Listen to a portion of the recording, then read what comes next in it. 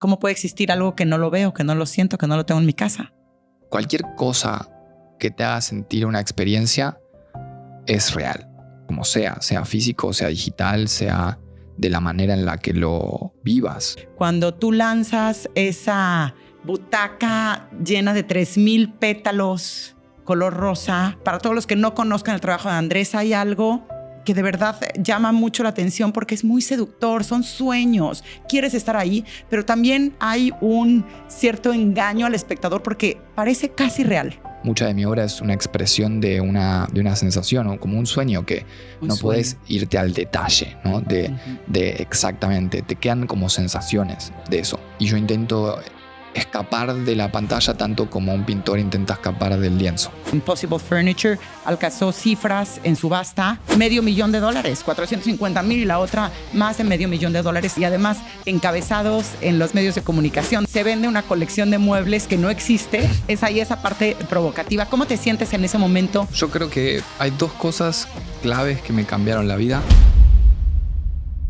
Hola, ¿qué tal? Yo soy Lorena Pérez Jácome y esto es Arte en Diálogo, el nuevo espacio impulsado por Arte Informado en donde buscamos navegar el vasto universo del arte contemporáneo y darle voz a todos los componentes, a los artistas, directores, galeristas, coleccionistas, etc. Este es su micrófono, vamos a cuestionarnos juntos, vamos a encontrar algunas respuestas y sobre todo vamos a divertirnos juntos. Si les gusta, por favor suscríbanse, denle like y apóyennos a seguir creciendo en esta comunidad.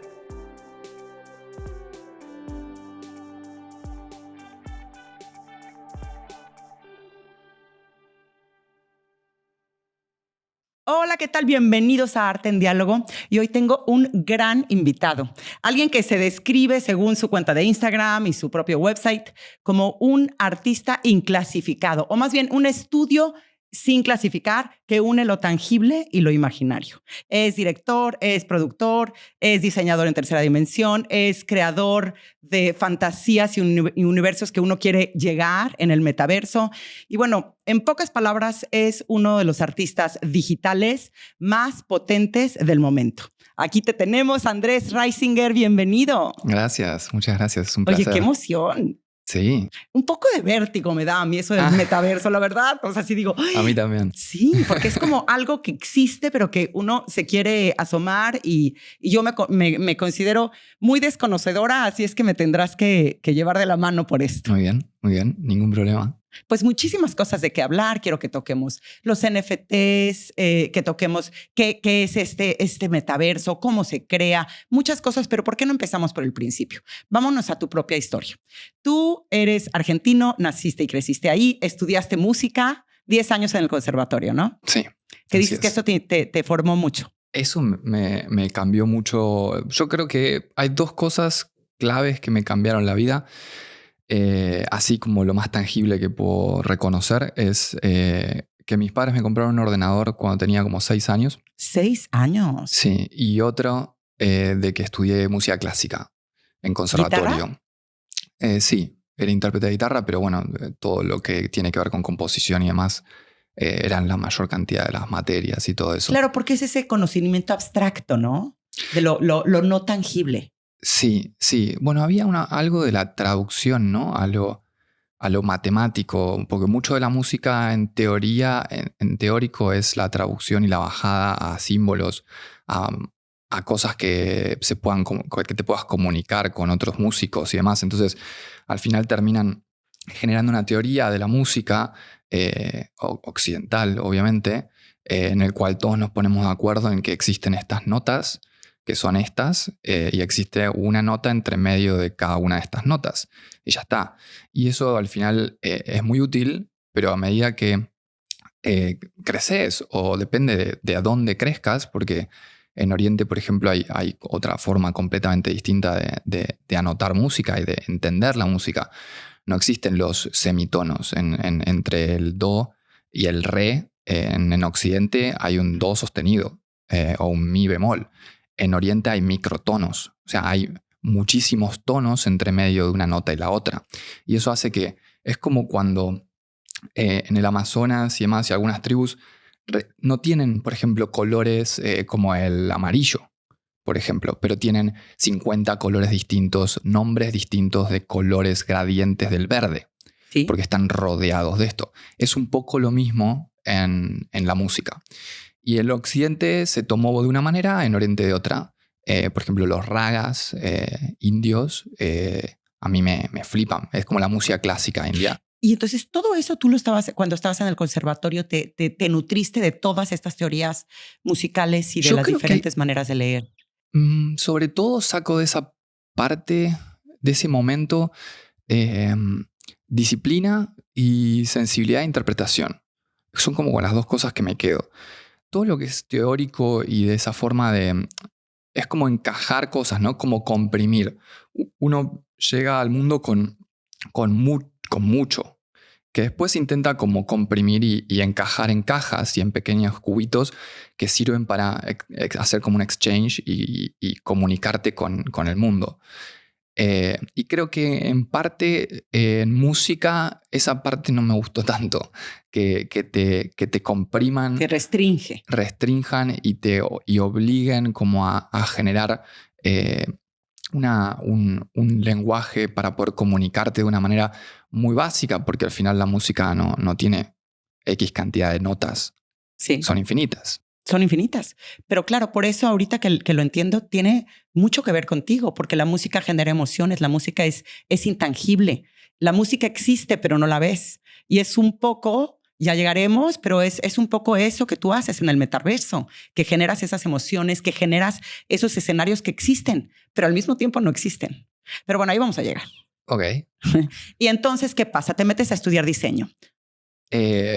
Fast forward. Bueno, no, ¿qué pasó? Después de la música, ¿por qué la dejaste? No, básicamente, a ver, empiezo con una conexión con la tecnología muy fuerte, porque en el barrio donde yo vivía, en las afueras de Buenos Aires, era un barrio de inmigrantes, que en ese momento, cuando yo nací y empiezo a crecer, deja de ser un barrio de inmigrantes, de trabajadores, y pasa a ser como más un barrio complicado, conurbano, bonaerense, lo cual no me complicó en nada y me encanta ese barrio, pero mis padres lo vieron como una limitación con respecto a que mis intereses no se estaban viendo reflejados en los mismos que tenían mis vecinos y la gente con la que yo me veía en el día a día, ¿no? Mis amigos, digamos. Entonces, con el acceso a un ordenador, una computadora, desde tan joven, empiezo a encontrar como esa ventana al mundo, a esos nichos que a mí me interesaban y que ninguno de mis compañeros o amigos geográficamente cercanos podían como darme algo sobre eso o tener intereses sobre eso. Lo empiezo a encontrar en internet. Lo empiezo a encontrar en otras personas, obviamente un poco más grande y con acceso a internet limitado durante las noches porque era más barato, y empiezo a conectarme con gente que nunca conocí, que tenía otras edades, que tenía los mismos intereses que yo, pero vidas totalmente distintas en distintas partes del mundo. Entonces ahí empiezo a entender y a darme cuenta de que yo no era el raro, sino que solamente estábamos desperdigados por distintas partes del mundo. Entonces, al empezarme a conectar con esta gente, empiezo a aprender un montón. Empiezo como a potenciar todos los intereses que yo tenía sobre las cosas que yo quería hacer. Casi siempre, en general, eran de crear cosas. Siempre me dio esta sensación de jugar a videojuegos. Cuando todos mis amigos estaban jugando a videojuegos, de pérdida de tiempo o de limitación, ¿no? De esta cosa de estar jugando bajo las reglas de alguien más que decidió y yo me ponía nervioso de quiero decidirlas yo. Entonces tú te cuestionabas desde ese entonces y una temprana edad, Sí. ¿por qué no puedo yo estar manejando estos videojuegos? Porque no los puedo crear. Y tus padres además te impulsaban, lo cual es raro porque yo como mamá le digo, no juegues videojuegos que te idiotizan, ¿sabes? Tenemos esta cosa total, de sí, salte de ahí. Es que era lo mismo, ¿eh?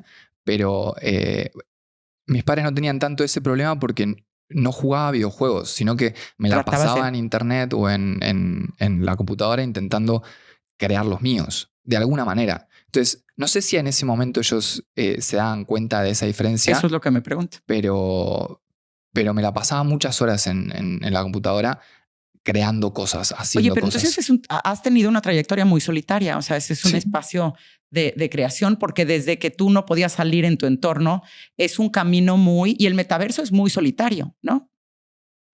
Sí, a ver, no es el fin.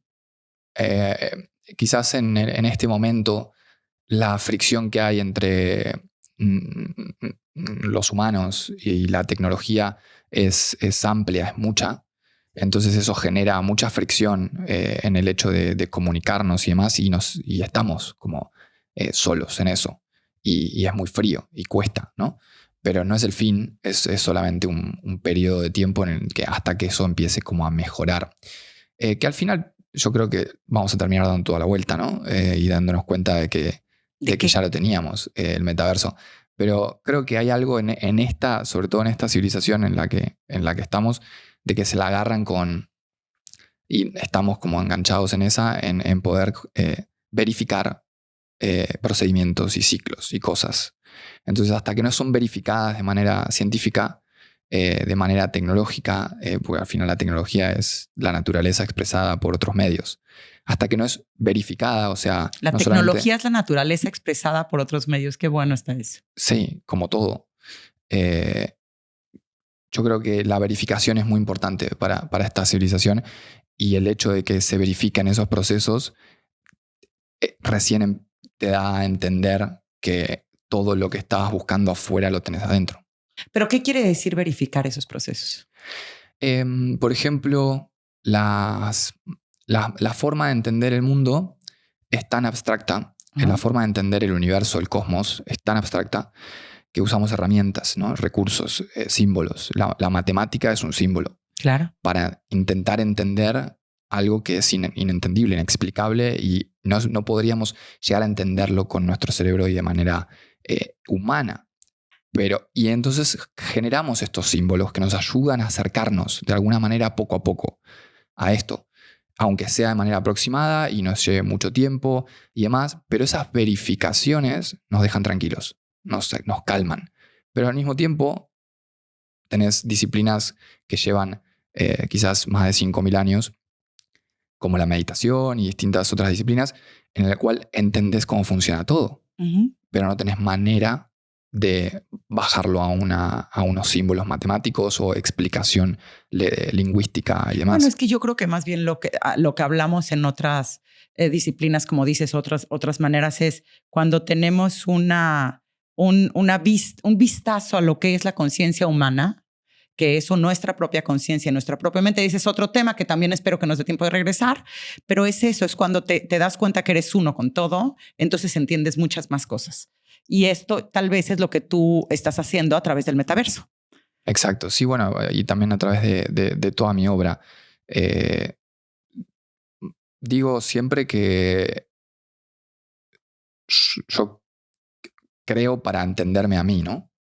Porque al final la expresión muchas veces es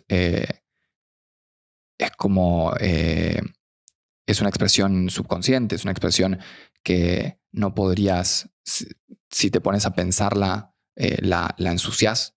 Con la expresión pensada es sucia, es como pasa por unos lugares, por unos túneles, por unos filtros que la cambian con muchas cosas que hay en el mundo y muchas cosas que no son tuyas. Cuando hay una expresión más limpia es cuando vos en esas lo ves, eso expresado, y entendés cosas tuyas. Sí, ¿entendés? es como cuando lo piensas demasiado te juzgas a ti mismo y entonces coartas tu propia creatividad. Entonces y al a final cambiarlo. Yo creo que haciendo eco de lo que tú dices, y todos los grandes artistas dicen, se trata de sinceridad. Mientras más seas sincero contigo mismo, la obra se nota, lo que hagas. Cuando hay una sinceridad este soy yo, para bien y para mal y con toda su vulnerabilidad. Desde el amor y la neutralidad. Sí. Es desde ahí. En cuando te pares en otro lugar, ya estás siendo no neutral y estás intentando crear algo. Para el mercado, para complacer, para etcétera. Pero retomemos. Entonces, tú aprendes y creces con el ordenador y ese mundo se te da. O sea, no necesitas la libreta porque por ahí empiezas a expandir tus ideas, a soñar. Claro, empiezo a usar el ordenador como mi herramienta más útil, ¿no? yo sigo dibujando como un niño de 6 años, real. Pero el ordenador me sirve como una herramienta de visualización, me empieza a funcionar como herramienta de visualización de mis ideas, ya sean de manera audio, sonoras o visuales o escritos o lo que sea. Es como mi lápiz, mi pincel. Entonces, al generar esta relación tan cercana, de poca fricción por el uso tan extremo de esta tecnología, me veo con más oportunidades y más flexible a expresar lo que yo quiero expresar a través de esta herramienta en vez de otras. Y además el tiempo juega en tu favor, porque con todo lo que empieza a abrirse en el mundo digital es que plasmas tus ideas en menos tiempo. Sí, eso es súper importante. Creo que Steve Jobs había dicho el ordenador es una bicicleta para la mente, ¿no?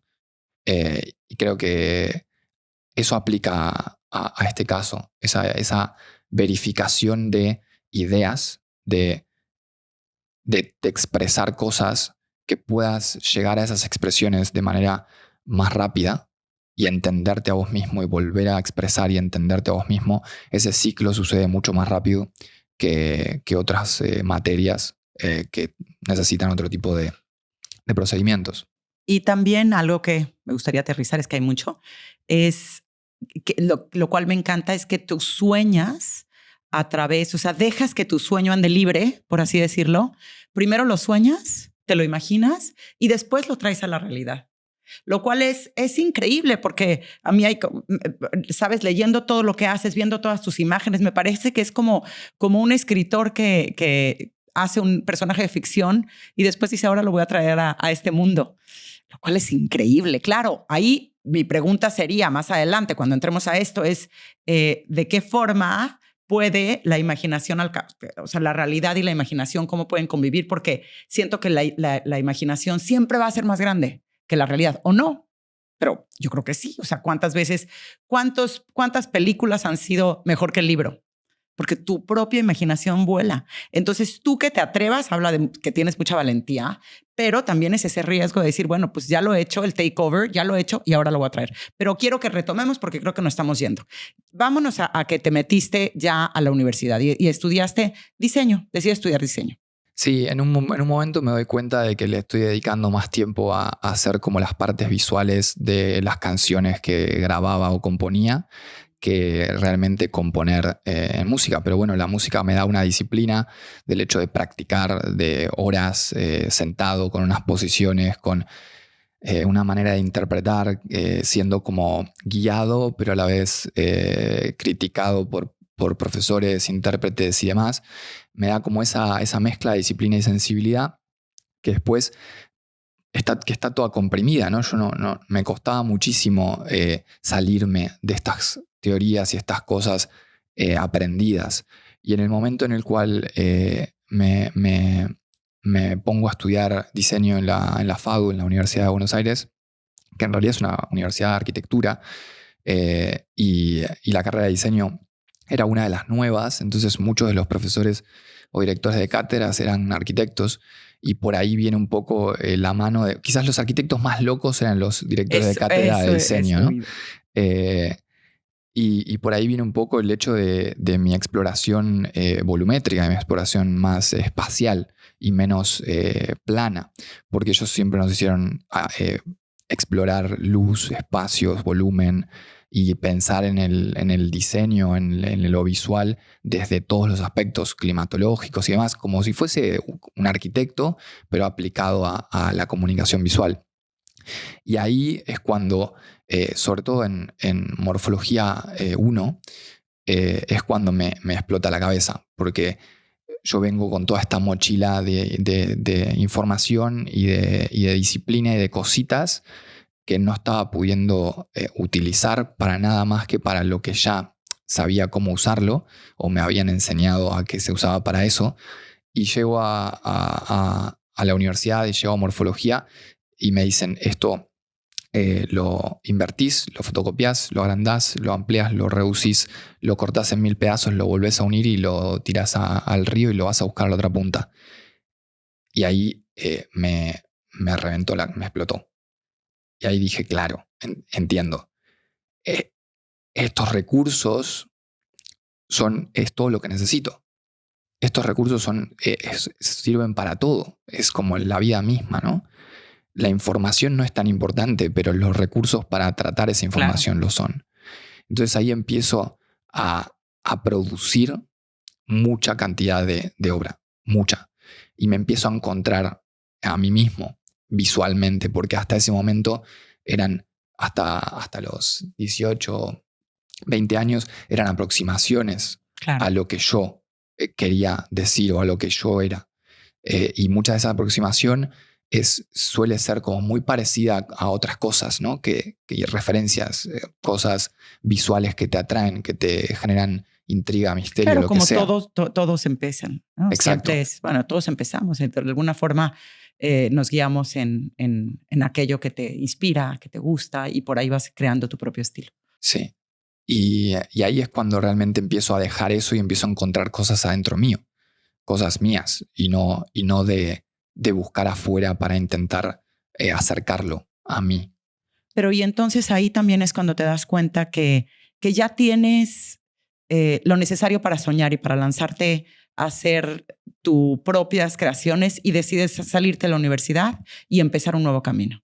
Sí, yo apenas, bueno, mi madre casi me mata porque yo tuve web con mi nombre, .com, desde que tengo, no sé, ¿Ah, 10, sí? 12 años, en donde Wow. publicaba en esa web todo lo que yo iba haciendo, sea audio, sonido, composición o visual o lo que sea que hacía, o pequeñas programaciones de videojuegos y cosas, las publicaba todas ahí. Y era como mi manera de que esta gente con la que yo me conectaba, con estos foros y demás, me conocieran, ¿no? Era como mucha gente ponía en sus nicknames de ICQ una parte de una canción, yo ponía en mi web, porque era como lo más rápido para conocerme, ¿no?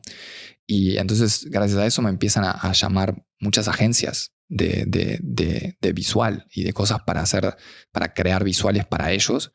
Y claro, mi madre es como, estás en la escuela, no vas a trabajar de ninguna manera. Entonces, apenas empiezo la universidad, empiezo a trabajar, porque yo entendía que gracias a la disciplina, entendía que la práctica y el acercarme a la mayor cantidad de personas que hayan intentado llegar a lo que yo estoy llegando o a lo que yo quiero llegar desde distintas perspectivas, me iba a ayudar a generar... A nutrir, claro. Claro. Y entonces empiezo a trabajar. Trabajaba desde las 9 de la mañana hasta las 7 de la tarde, y ahí a la noche iba a la universidad a estudiar. Y para mí eso yo lo recuerdo como de los momentos más felices y hermosos de mi vida. Sí. Porque era una esponja absorbiendo todo lo que podía todo el tiempo, durante todo el día, y estaba haciendo lo que yo amaba. Y al tener tan poca responsabilidad sobre nada, tenía mucha diversión y aprendía mucho.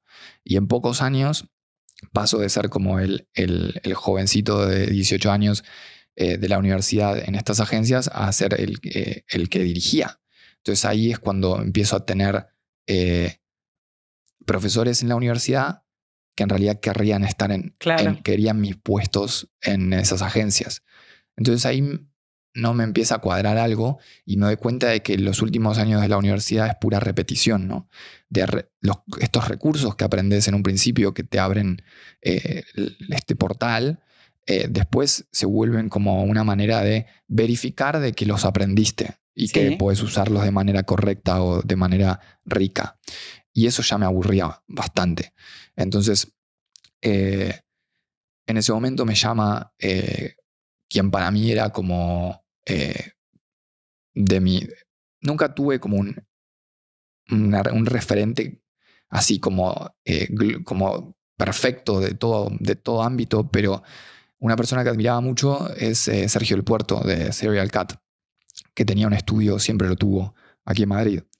Él fue como uno de los primeros que generó un nicho del arte 3D que no existía. ¿Y por eso te viniste a España?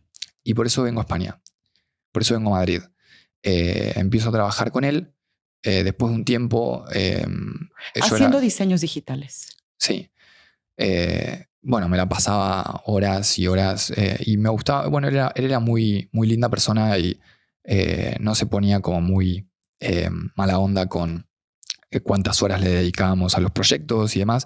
Entonces al final terminaba trabajando un montón de horas en mis propios proyectos y eso me ayudaba un montón.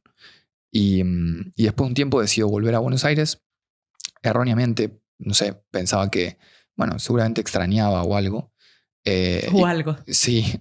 Y cuando vuelvo a Buenos Aires me doy cuenta de que no podía hacer la carrera que yo quería hacer y dedicarme a mi obra al 100% en el contexto en el que estaba Buenos Aires en ese momento. Entonces ahí es cuando voy a Barcelona y empiezo mi carrera más artística. ¿Qué fue en el año? 2014, 2015, algo así. De hace bueno, 10 entonces años. Vámonos a momentos parteaguas en tu vida, que sin lugar a dudas fue a través de Hortensia, ¿no? Cuando tú lanzas esa butaca llena de 3,000 pétalos color rosa y la lanzas porque para todos los que no conozcan el trabajo de Andrés hay algo que de verdad llama mucho la atención porque es muy seductor, son sueños, quieres estar ahí, pero también hay un cierto engaño al espectador porque parece casi real.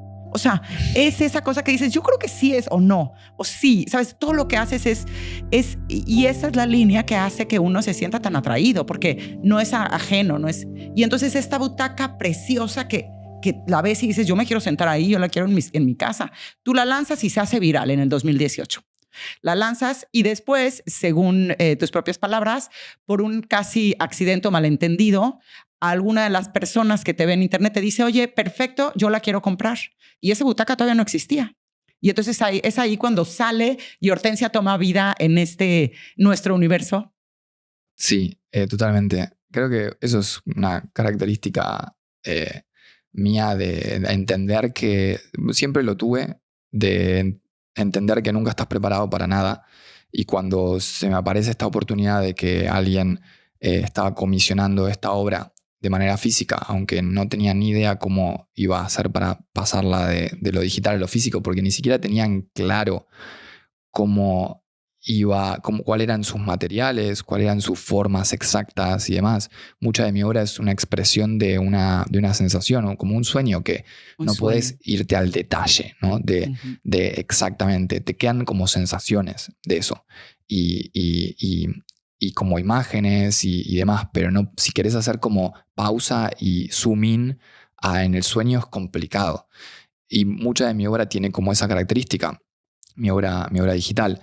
Entonces, cuando tengo que pasar de digital a lo físico, me encuentro en que tengo que desarrollar en este plano matérico un montón de detalles que me parece que también aporta, porque es el hecho de abrazar la imperfección total de este plano matérico, que no existe lo perfecto y está bien. Sí, y decir, bueno, pues vamos a hacer realidad lo que todavía no lo es. Y entonces viene Hortensia, lo vendes y por ahí empiezas otro camino. Sí, yo igual creo que cualquier cosa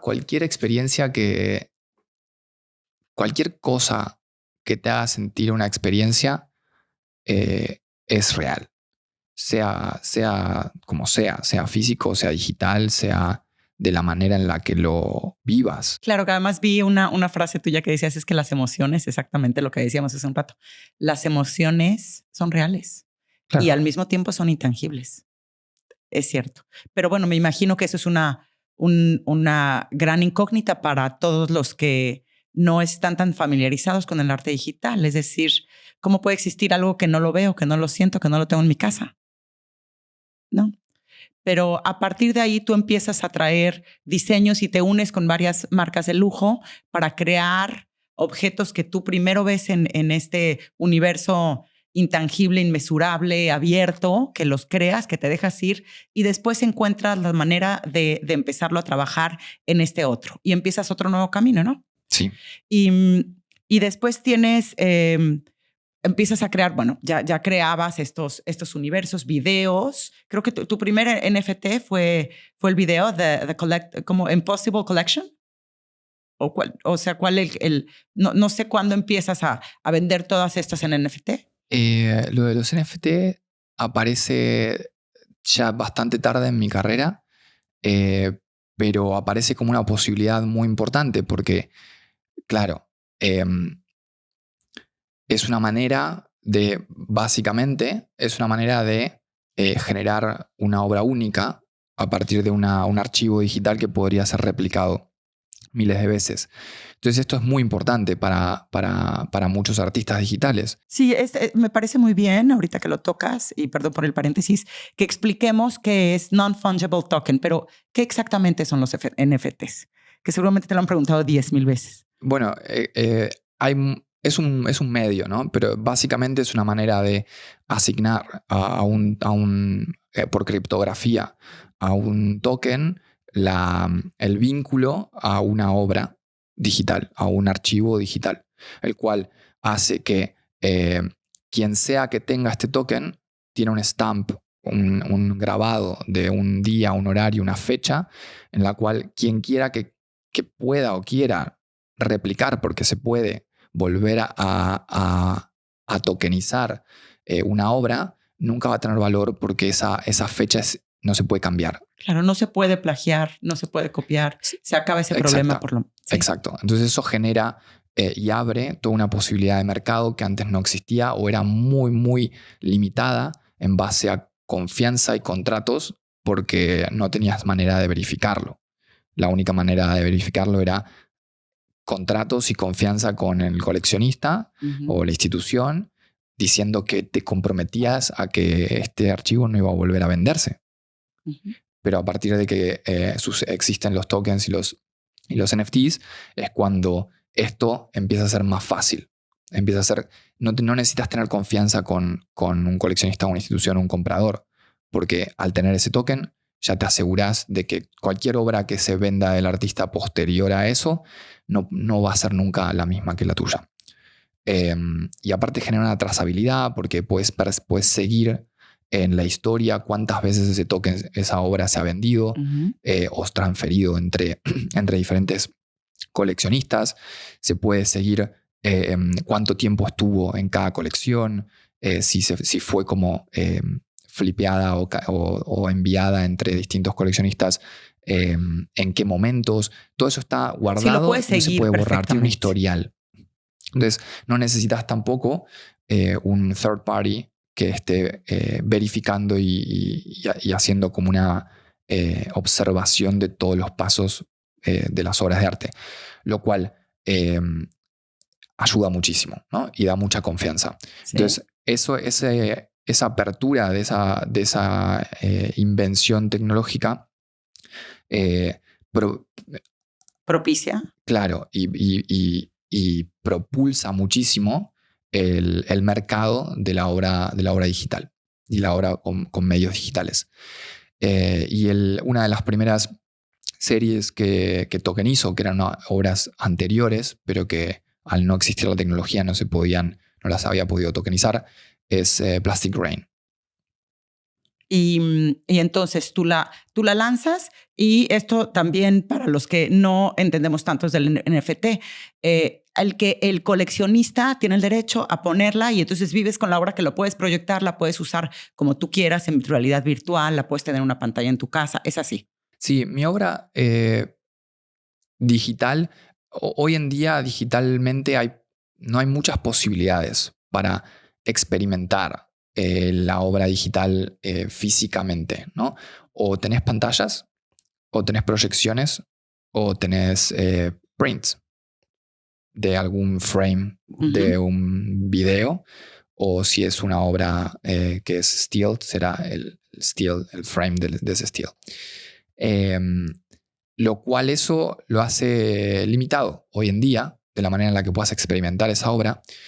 Y por eso yo desde el principio que empecé a tokenizar y trabajar con obra digital, la mayoría de mis obras digitales tienen parte física y yo intento escapar de la pantalla tanto como un pintor intenta escapar del lienzo. Ujú.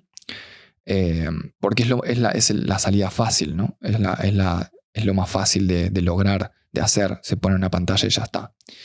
En cambio, intento generar estos vínculos en el cual la obra digital aporte a la obra física que está vinculada y que la obra física empiece Un puente. Exacto, a generar como una reinterpretación de esa obra digital.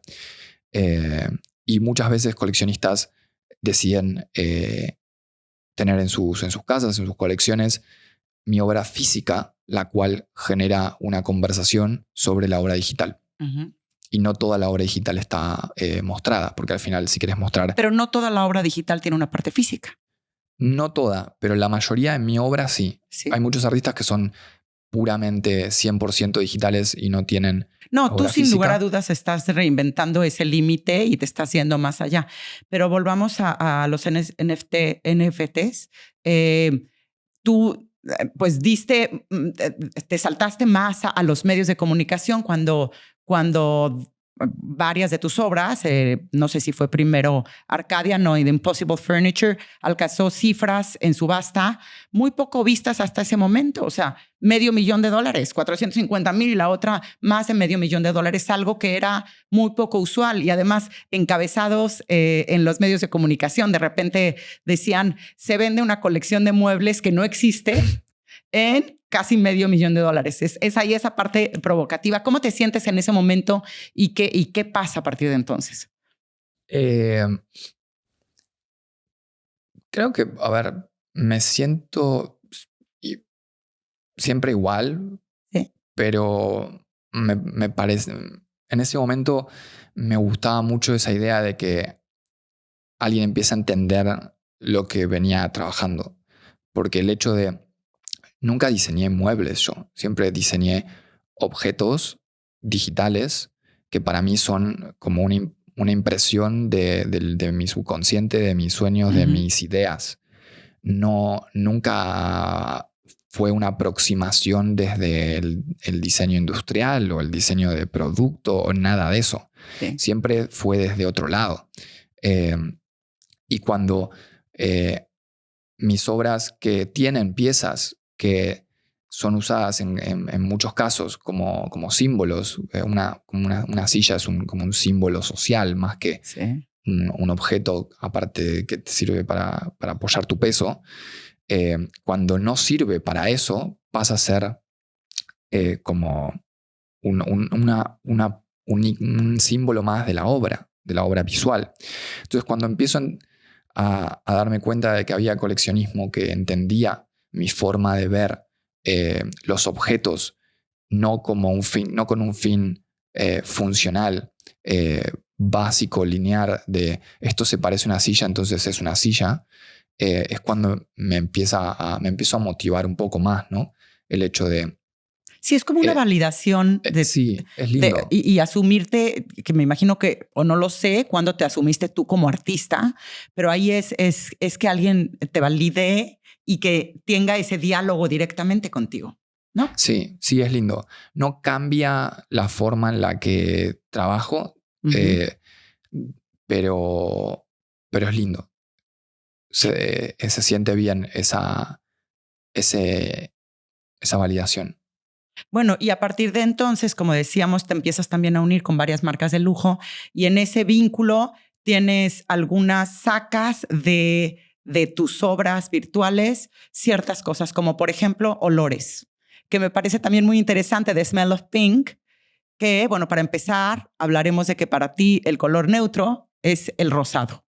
Que te parece que es el color como de la piel, del womb, de la placenta, y entonces es un color muy natural y tienes un color rosado que ya está registrado, ¿no? Sí.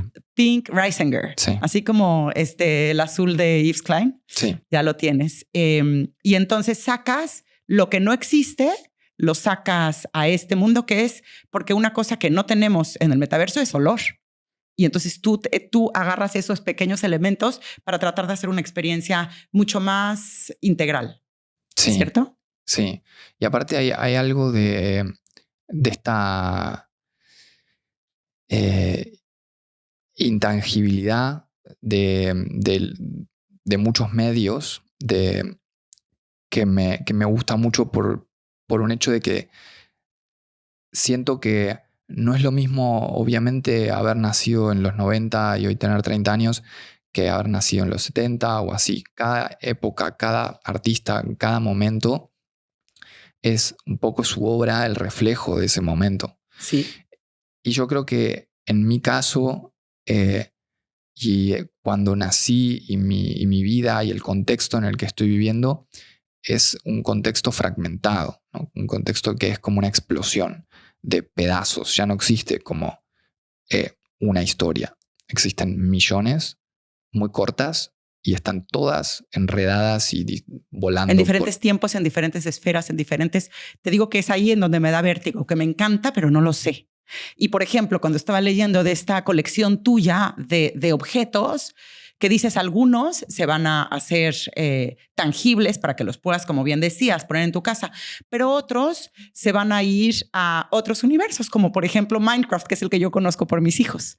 Y entonces eso sí blows my mind, decir, tú estás comprando algo que no lo vas a tener en tu casa, pero lo vas a poner en un universo en donde muchos lo van a disfrutar. Y entonces es esa validación de ese otro universo en donde tú estás comprando allá y poniendo esa obra es de Andrés y es de tal coleccionista y se la cedo a ese universo. Pero es una forma muy diferente de entender el mundo, de entender el arte, de entender la realidad. Sí, cuando un videojuego pasa a ser un contexto en el cual personas pasan mucho tiempo en él, se vuelve muy importante, ¿no? Y se vuelve cada vez más modificador de experiencias y creador de experiencias. Y me parece que no tiene por qué quedarse como en ese videojuego, en un videojuego, en una cosa que está separada de la realidad, porque al final muchos de estas personas que yo conocí cuando era niño a través de foros y demás, para mí me han cambiado la vida gracias a conocimiento que tenían y me han trasladado a mí o demás. Y creo que eso sigue sucediendo y más aún en estos videojuegos, en estos entornos digitales, virtuales, en el cual hay un intercambio constante de personas con otras personas del mundo a través de sus personajes, así como lo eran antiguamente cuando tenías un nickname y no revelabas tu propio nombre. Eso empieza a evolucionar al punto de que tienes un avatar, que puedes decidir cómo se ve, puedes decidir cuál es su voz, su tono de que es tu identidad digital, ¿no? Tu identidad virtual. Y creo que en un mundo en el cual estamos en un metaverso, o sea, lo que pasa es que nuestra manera de acceder es a través de un móvil y eso nos distancia un poco, es muy importante esa idea de poder generar experiencias tan realistas y tan life-changing en todo entorno en el cual una persona pase tiempo y decida generar intercambio. Sí, aparte es donar a ese otro mundo que sin lugar a dudas sigue creciendo y cada vez ocupa más de nuestro tiempo y seguramente lo hará año con año, porque si vemos las generaciones que vienen ahora, es algo que ya entienden y se comunican por ahí. Entonces es darlo a ese mundo para que también ahí exista pues todo lo que existe en esto, ¿no? Todo lo que nos hace... Y no es un reemplazo de ninguna manera, o por lo menos así lo entiendo yo y lo veo yo. No es que la virtualidad viene a reemplazar algo físico o algo que se puede tener a nivel matérico. Es solamente un layer on top of it. Es un layer que se pone por encima de es otra capa. Para enhance, para agregar más experiencias. No para limitarlas, achicarlas, comprimirlas y reemplazar otra cosa. A ver, y ahora vamos a hablar de Takeover. Que Takeover es tu la propuesta que en este momento estás realizando en diferentes ciudades alrededor del mundo, que básicamente se trata de, y me corrige si estoy equivocada, de tomar las grandes capitales del mundo, que tú empezaste, y eso me gusta mucho porque otra vez nos engañas, porque tú empezaste por tu cuenta de Instagram a take over lugares en Tokio, en París, en Londres, y entonces a poner con unas cortinas muy que se te antojan, que son muy, muy ricas al tacto, que no las he tocado, pero por ahí va, o felpudos, y entonces cubrir edificios o cubrir esquinas de estas grandes ciudades. Y lo que me interesa mucho es que yo estaba viendo en TikTok, algunos de tus seguidores decían, es que miren nada más este takeover de Tokio, y claro, salen estas cortinas increíbles y este ambiente surreal. Y decían, es que por favor alguien, yo no sé si exista o no, pero alguien haga lo posible, que vaya a existir. Y entonces, una vez más, primero sueñas en ese metaverso y ahora ya estás empezando de verdad a take over ciudades y empezaste durante Miami Beach en el 2023. Qué bien. Exacto, sí.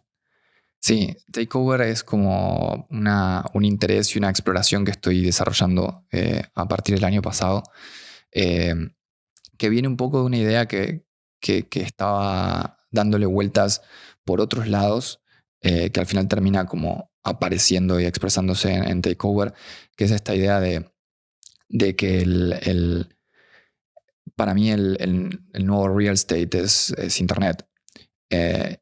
Y si es así... A ver, otra vez, desarrolla eso, por favor. Es mucha información. Que para mí el nuevo real estate es... ¿Pero en qué sentido? Es Internet. Una vez más. Y el hecho de placement, ¿no? El hecho de que las personas, el mundo entero pasa mucho tiempo y está mucho más expuesto a un feed que al Times Square.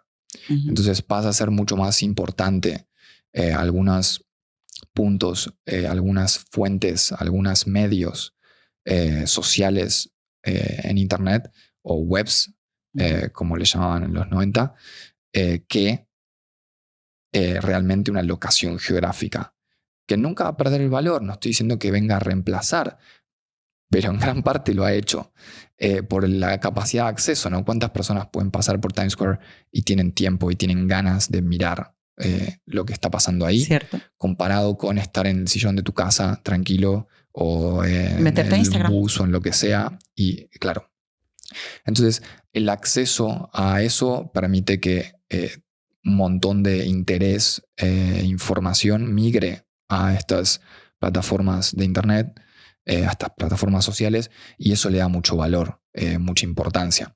Entonces, empiezo a desarrollar esta idea de que si cualquier experiencia, cualquier cosa que te genere una experiencia es real, y no importa si es física o digital, si yo intervengo ciudades, si yo genero obra en ciudades de manera digital y las personas que lo ven les genera esa sensación de que lo están viendo igualmente a través de Internet, porque solamente el 5% de personas lo van a ver de manera real, física en el mundo. El resto de personas lo van a ver a través de Internet. Y todas esas personas van a experimentar mi obra a través de Internet.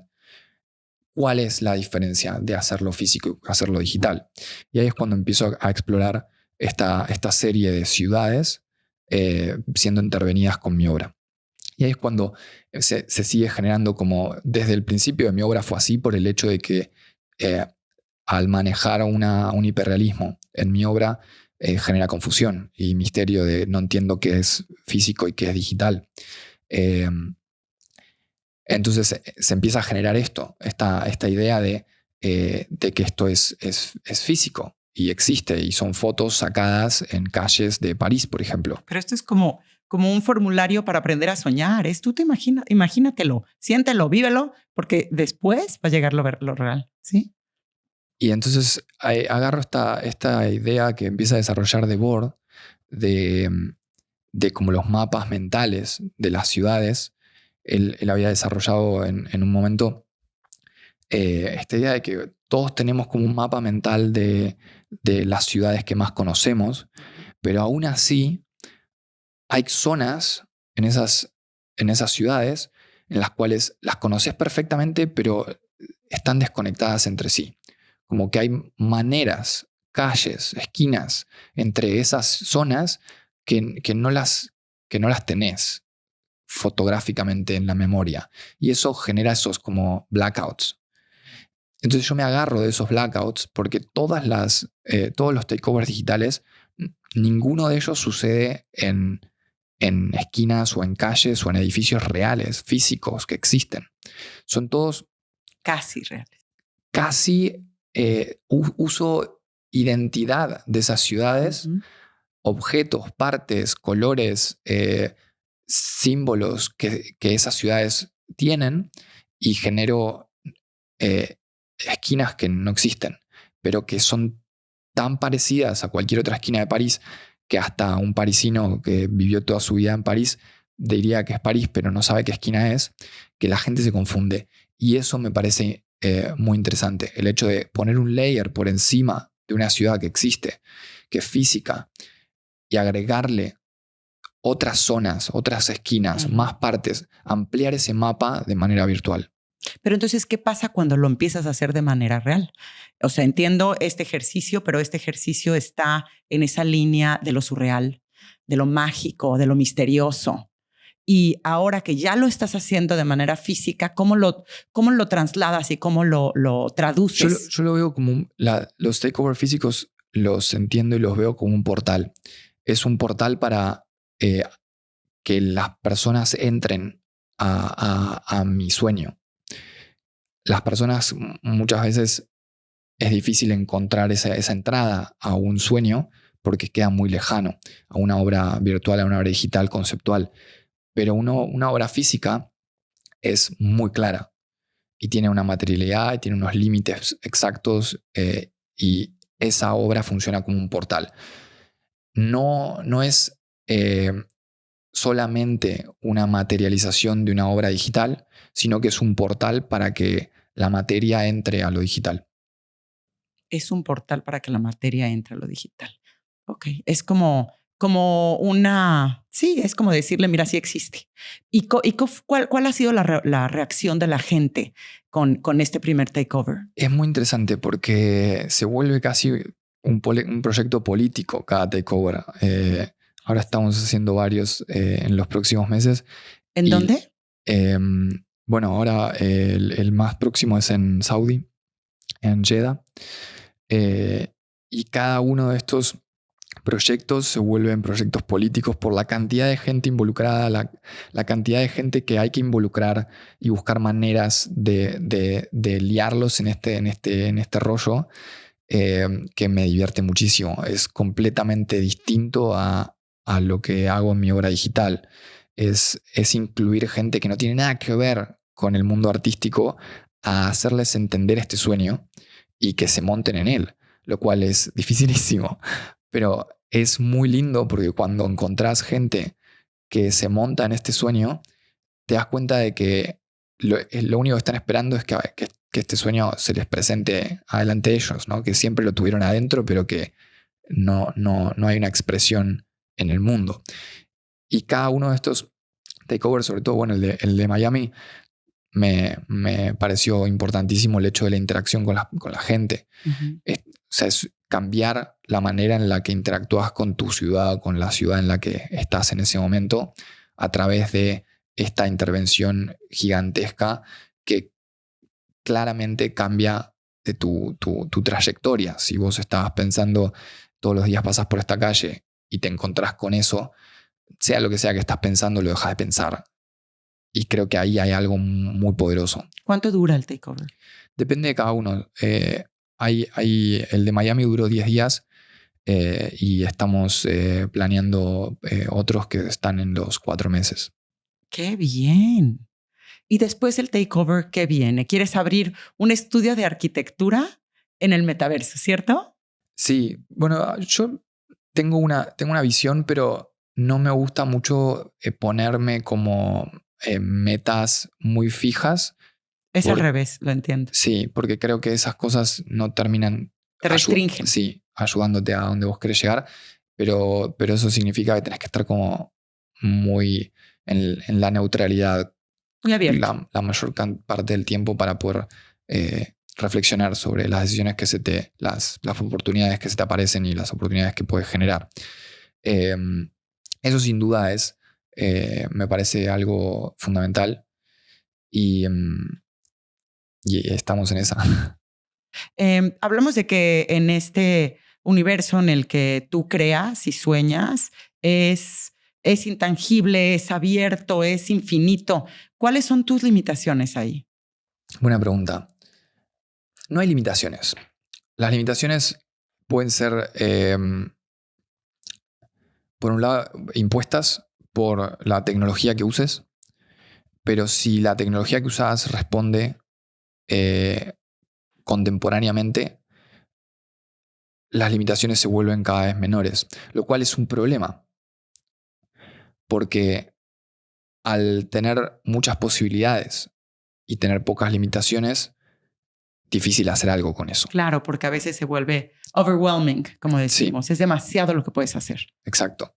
Entonces es muy importante generar estos límites propios, estas reglas más que límites, estos migas de pan que... ¿Y cuáles son tus reglas o tus límites propios? Bueno, estos los vas descubriendo a medida que vas expresándote, ¿no? Hay cosas que... Y también es muy orgánico, muy del gut feeling. Es difícil ponerlo como en palabras claves, pero vos sabés, con el tiempo vas explorando intereses, cosas que querés expandir, como hacer zoom en, y eso empieza a ser como tus no paredes o limitaciones, pero un poco guías de si estoy haciendo zoom aquí, no voy a estar con el foco allá, ¿no? Claro.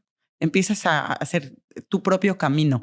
¿Y qué es lo que tú quieres dar o qué te gustaría expresar a través de tus creaciones? ¿Qué es lo que nosotros como espectadores crees que podamos tomar? O sea, ¿qué le regalas a la gente con cada una de tus obras? No sé cómo se toman desde el otro lado, pero desde mi lugar, desde mi espacio, hay honestidad y transparencia pura de mi obra es parte de un proceso.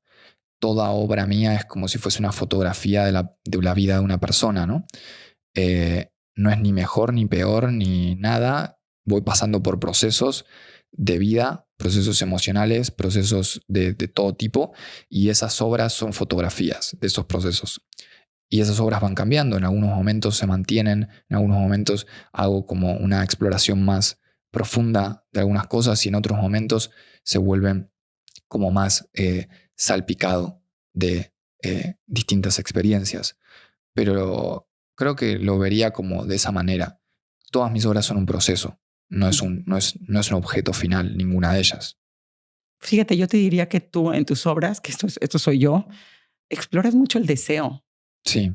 Porque es ese deseo que te lleva a querer ir, querer estar, o sea, el deseo y la capacidad de soñar. Vámonos a algo práctico. ¿Con qué vives tú en tu casa? ¿Qué tienes? ¿Qué tienes en las paredes? ¿Qué tienes en los... Porque estás hablando de ese universo, pero ¿con qué convives? Ahora mismo tengo en las paredes de mi casa, sí, tengo colgados 2 pinturas que hice con mi hija, que como sé que van a ir cambiando y moviéndose, me gusta. Es como que me ayuda como a ground y bajar como al gesto infantil, ¿no? Esta cosa, este gesto infantil de teatral, ¿no? El hecho de que el niño no hace un gesto pensando en el resultado, sino en el gesto en sí, en el proceso en sí. Cuando dibuja una pared no está pensando en que esa pared es una obra o cómo va a quedar en el resultado final, sino en el momento en el cual está rayando. Y creo que hay algo de tener esas pinturas, gestos Que te lleva al de momento. mi hija en casa. Intento que los haga como en gran formato porque así los veo, no son como papelitos. ¿Solo eso tienes en tu Sí. casa colgado? Y una obra mía que creo que ni siquiera está publicada. Ah, sí. Oye, ya nos estamos acercando al final. Nomás quisiera que me dijeras cuál es la crítica más demoledora que has escuchado de tu obra. ¿Demoledora? Sí, o más disruptiva. No sé, no me tocan mucho. No, qué bueno. No digo a mí. Sí, Si las hay puede ser, pero digo, no me no te tocan. afectan. Porque entiendo que también mi obra no es mía. O sea, es una fotografía. Es como si me sacas una foto hoy y dentro de 10 años me dices, mira qué mal te veías. Y es como, bueno, era un momento, qué sé yo. Pero sí hubo como un comentario, una crítica de alguien que ni siquiera me interesa sobre que le hubiese gustado ver más desarrollada la parte como artesanal, técnica del takeover de Miami en físico. Pero claro, a ver, si estás viendo obra en un sueño, ¿cómo querés bajar eso, no? A un plano material en el cual cortamos madera con sierras.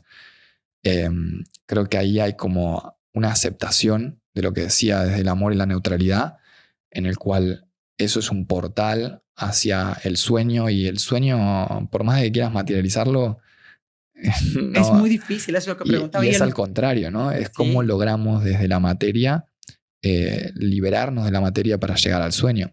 No materializar el sueño al punto de que parezca un sueño, porque es imposible. Es imposible. Por eso es que es imposible. nos gustan los sueños. ¿Y el mejor piropo?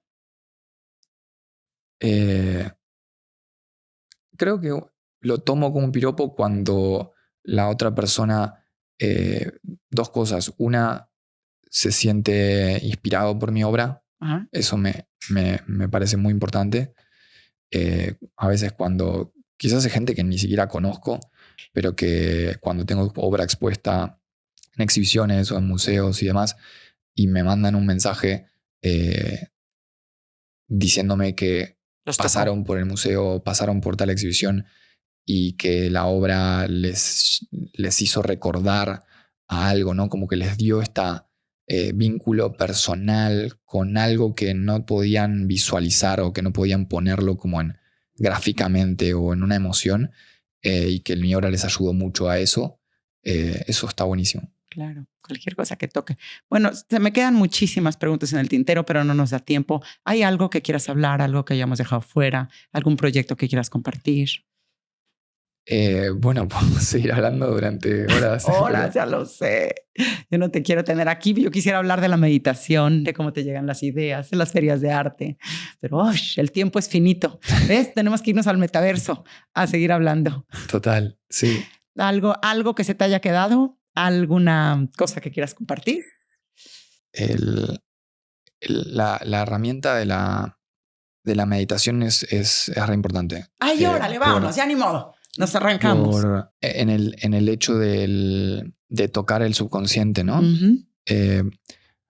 Porque no hay muchas maneras de acceder, salvo en el sueño. Que además tus obras, una vez más, son muy de sueño, y por ahí leí que uno de tus libros favoritos es de Jodorowsky. Sí. Que además Jodorowsky, pues, es un maestro para todo esto del sueño y cómo plasmarlo y cómo traerlo aquí. Totalmente, sí. Me encanta. Creo que encuentro en la práctica de la meditación, así como en otras prácticas, pero sobre todo en la meditación, esto de ir para adentro en vez de ir hacia los sentidos. Uh-huh. Cosas del subconsciente, cosas más profundas, que las veo de una manera consciente, despierto. Uh-huh. En el cual no suelo tener muchas memorias de sueños. ¿No? No. Sé que sueño, Y a veces me quedan como una foto, cuando sé que hay otras personas que tienen como videos completos guardados de, Yo sueño de sueños. muchísimo, tengo diarios de sueños, sí. Yo tengo fotos, como el resto es como sensaciones, pero imagen es foto. Y entonces accedo como a esta visualización de esas imágenes para poder definirlas, porque es lo que te decía, es como las fotos que me quedo de sueños o de meditaciones son como si estuviese entrecerrando los ojos, o como una persona que está perdiendo la vista, ¿Sí? que ve como todo blureado, fuera de foco, que entendés perfectamente todos los objetos, pero que si me tenés que Pero no decir... hay una claridad. Exacto, de qué material es la pared, de qué material es esto, como que ahí hay dudas, podría ser infinitas posibilidades. Entonces, en el hecho de bajarlas a obra visual, me ayuda mucho a explorar Claro. esas imágenes. Pero, ¿y meditas todos los días? Sí. ¿Y qué Salvo muy pocos días que... ¿20 minutos? Sí, 20 minutos. ¿Meditación trascendental o que te Sobre zen? todo meditación trascendental, sí. A veces cambio algunas otras técnicas, pero es la que más me ayuda a eso, a meterme hacia adentro y, Totalmente. y eliminar los sentidos, ¿no? Estoy preparando una exhibición ahora para este año de una serie de obras que las voy a dividir en dos exhibiciones distintas que parten de estas imágenes de las meditaciones y como estos sonidos. Hay veces es como que escucho música que no existe. Clarísimo, es clarísimo. Como que me gustaría agarrar el Shazam. ¿Y no la puedes y que la identifique, componer? Y son aproximaciones, ¿no? Claro. Como que vas a enfrentarte a estos instrumentos que tienen X cantidad de notas que al final, entonces la tenés que... Es como lo que... Sí. Que pensaba que la tela era más así. Sí, En el sueño la son tela aproximaciones, tiene, sí. claro. Pero se te nota tu meditación, transpira en tu obra. Se te nota porque hay que saber asomarse, y además cuando te asomas y entiendes que no hay tiempo, que no hay espacio, que todos somos uno, entonces puedes entender este metaverso, este universo virtual en donde todas las posibilidades suceden al mismo tiempo. Mira que yo no entiendo de eso, pero entiendo de lo otro. Sí. Ay, pues fantástico. Qué ganas. Nos vemos en el metaverso. Y además te voy a invitar la próxima vez para que terminemos una parte 2, si te parece. Muy bien. Sí, porque demasiado de qué hablar. Pero Andrés, muchas felicidades por hacernos soñar a través de tus obras, y mucho éxito y mucha suerte en lo que viene. Gracias. Es un placer haber hablado con vos en esta conversación y gracias por tenerme acá. Gracias a ti.